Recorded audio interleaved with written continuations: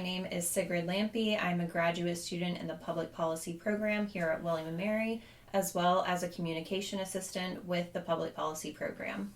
And hello, my name is Olivia Schlamp, and I'm an undergraduate freshman here at William & Mary studying international relations, and I'm also a communications assistant with the public policy program. We are here to give you the inside scoop about the program at William & Mary, give you updates, let you learn about the program, and hear from some of our very own professors. Today we are joined by Professor Paul Manna, who is the director of the public policy program. He's also an Isabel and Jerome E. Hyman Distinguished University Professor of Government. This is his 20th year here at William & Mary. Professor Manna, how are you doing today? I'm good, thanks. Thanks for chatting. Of course. And Professor Manna, we have a variety of questions that we want to ask you, including your experience here and more about the program itself. So let's dive right in. All right, so what makes William & Mary's public policy program unique? Well, I think I would mention three things for that. One is, given that William & Mary as an institution has a strong tradition of being an excellent place for teaching and learning, we've got faculty who are both great teachers and great scholars. So they're not just good at one of those things, they're good at both, which gives our students great opportunities in the classroom, but also outside the classroom. Another thing is the scale of our program. There aren't thousands of students moving through our classes, moving in and out of our major and our graduate program. So we really do get to know folks pretty well, give them great in-person and personalized advising. But also we're at a level where there are enough folks for team projects, for interesting larger events and things, especially when we have speakers or other symposia on campus.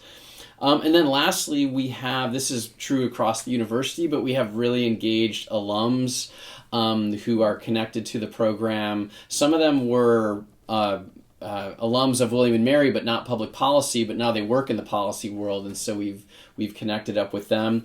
This includes people who are members of our board of advisors for the program, who Sigrid, I know you got to meet them, and then at the reception last fall, and Olivia, I think you had lunch with them. Yeah. And so those folks who are around, they're a great resource. They're always looking to help our students out.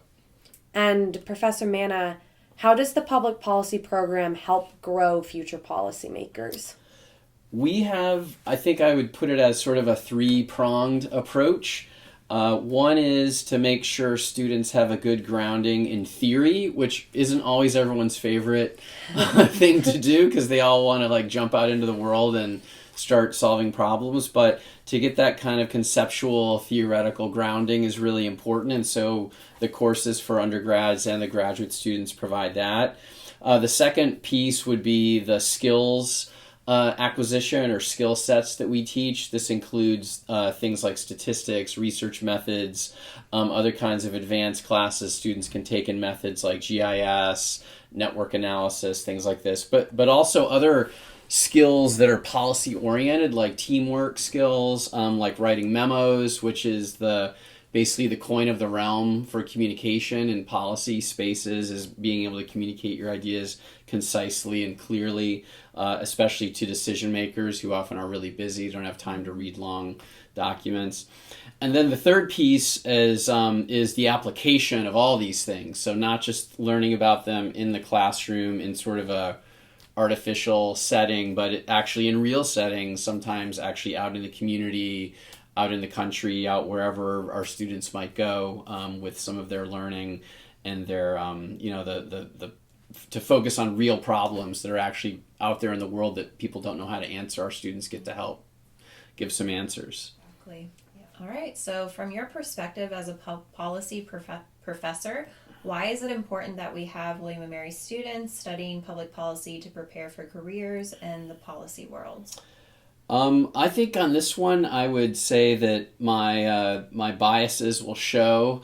I think our students are really smart and they're well trained, and so if I had to choose between having people like that in positions of power versus people who aren't very analytical, aren't very skilled, I'd rather have the smart, well trained, people, and I think that describes our students. And broadly speaking too, there's also a tradition of preparing people for public service from William and Mary. We often will say that William and Mary is the alma mater of the nation. We've been preparing leaders for a few hundred years now, and so as really the only specific degree program at the university designed specifically for public engagement, public policy work, it's really important that we support the program and send our students off to help bend the arc of history in good directions for the future.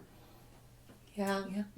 And it's been really great seeing I know my peers just get involved and find the positions that they want and get the jobs after education that they really want.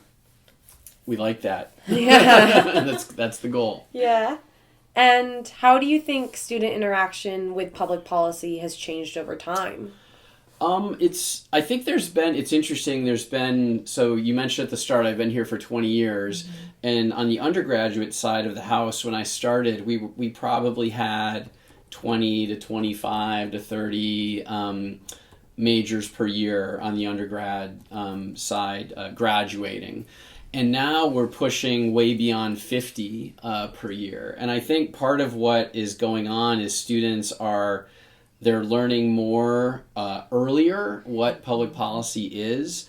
And I think they're also more interested nowadays, this is just a guess, but I think I have some anecdotal evidence to back it, that they like the interdisciplinary nature of the program. So, when you're a major in the undergrad side, or if you're a master's student, you're learning from people who are trained in all different kinds of fields.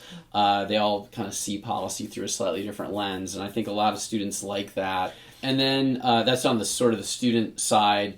And then on the curriculum side and the way that students interact with us, there's more and more of that application kind of learning built into the curriculum. Yeah, I agree. It's definitely well-rounded, and I see that in a lot of different classes even that I take. I'm more interested in environmental, but I see different aspects like healthcare and... No, and I agree. Health policy, I wasn't even aware that was a field until I came here, and now even in classes that I'm taking in economics and government, it's something that I'm learning about, and it's something that I'm learning how to read as well. Yeah.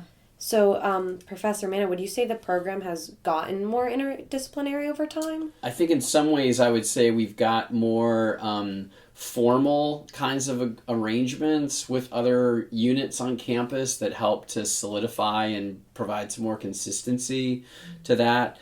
So, for example, we worked in partnership with the law school and the Marine Science School, VIMS, and us, to create a study abroad program on climate policy this summer. In the past, we've always coordinated, or we've had moments to team up with people in law and people in VIMS, but creating that kind of an institutionalized program, that was really exciting. And the first group of students will go in a month or so to start that. Yeah.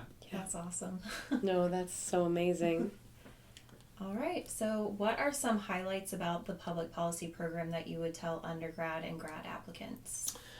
A few things I think are worth highlighting, and a lot of this stuff is on our website as well, and in our social media posts you can read about concrete examples. You don't have to just take my word for it, but a few things. One is the faculty that we have are really excellent. Like I said earlier, they're great teachers. They're great scholars. They also are award winners of various types. We have actually even this semester.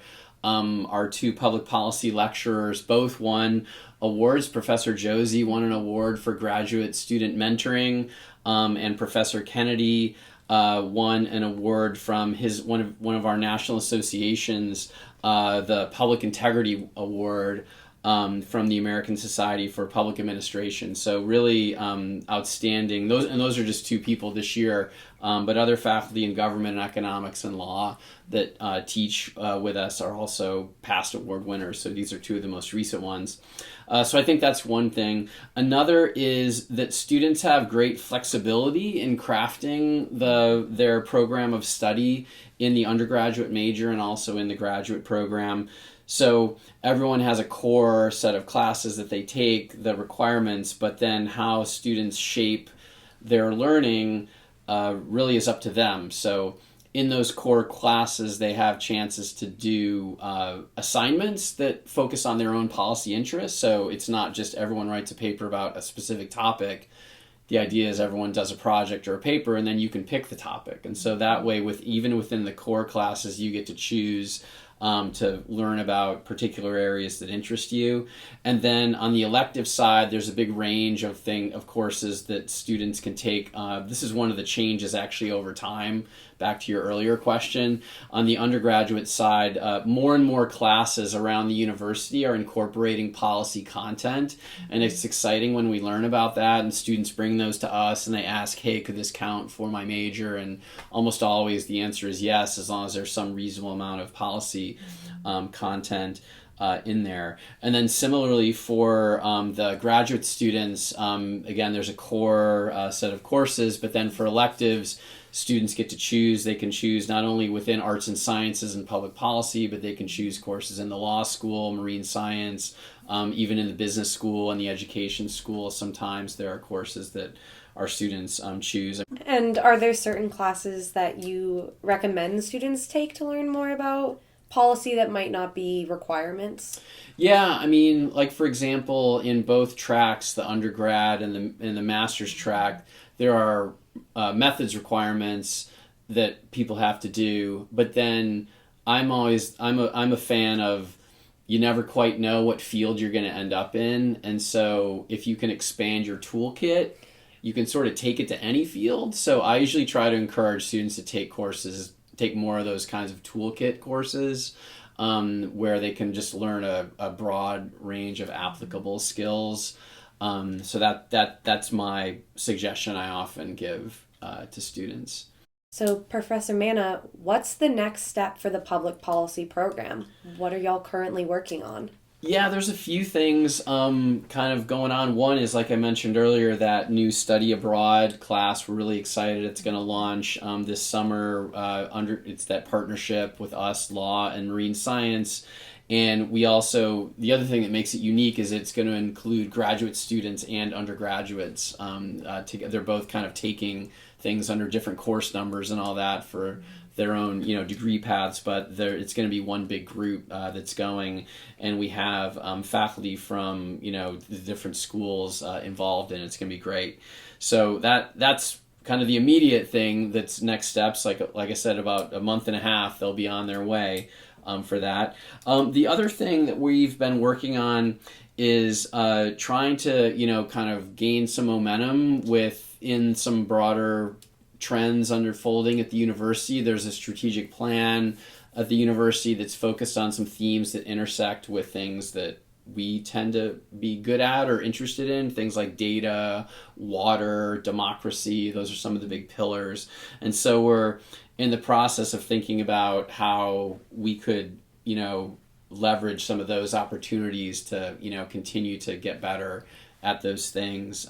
We've got some emerging sort of interests in the area of infrastructure, for example, which is very salient in our region, given where William & Mary is located, but also there's national and even international implications. So that's a particular topic. It also lines up well with some of the strategic priorities. And then there's also next steps. It seems like there's always day-to-day. Graduation's coming up, so we're thinking a lot about that.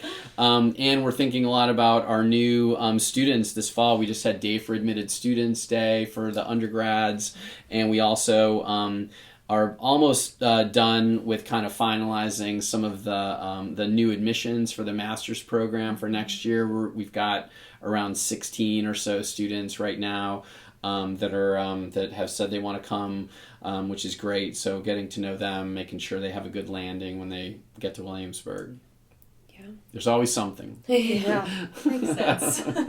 No, but it's been so exciting seeing the new students at Dave Admitted Students, and then even hear from people who got into the master's program and they're like, well, I'm here for another year and I'm ready to get going. Right, yeah. Some of and that refers to the current students who can do an accelerated degree.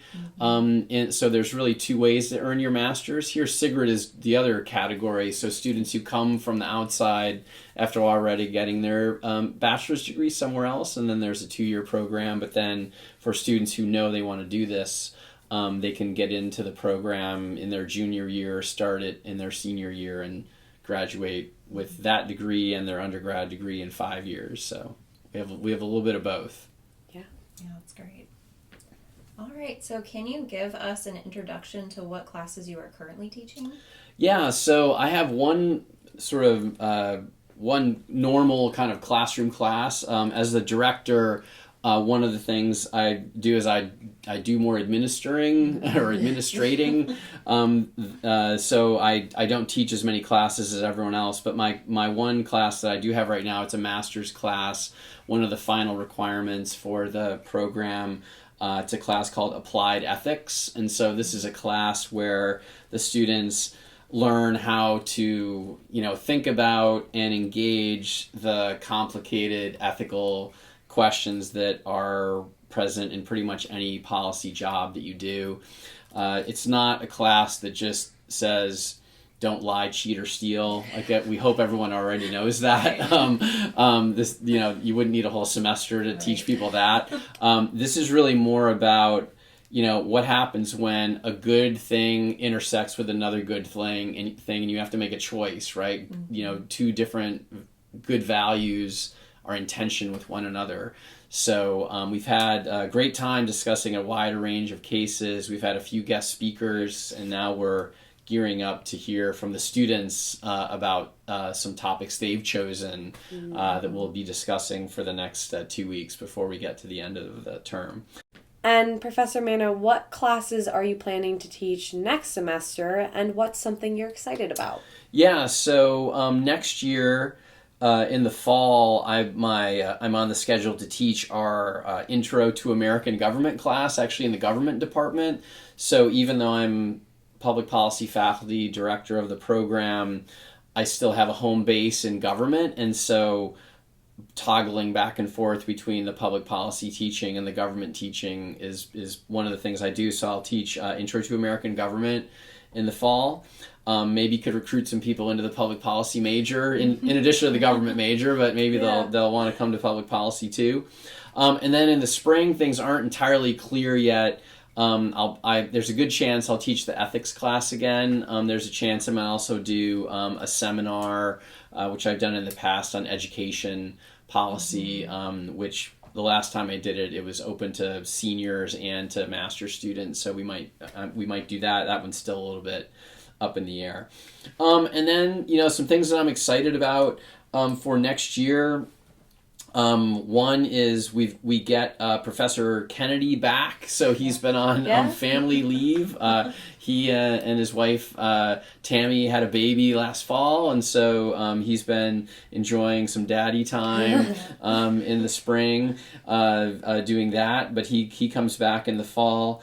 We also have a lot of partnerships that we've been working on with different entities on campus. I already mentioned marine science and the law school. We also have the Whole of Government Center on campus, which is a center that works on creating sort of interagency solutions to problems. So the center works a lot with government agencies at the national, state, local level, and in fact just hosted a conference here that we co-sponsored on national security and sort of climate and other kinds of policies that are bearing on national security questions, which was great. We were glad to partner. We've got some other irons in the fire.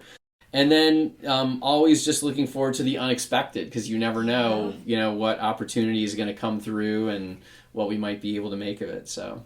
No, that's great. Yeah, that is great. Yeah. And Professor Manna, those are all of our questions. All right. Yeah. Well, please come and see us again, and we can do this conversation maybe a year from now, and we can tell you that'd be great. how much more has happened. And in the meantime, the students who are interested, prospective students, current students, come and check out the public policy program, and we're glad to chat with you anytime.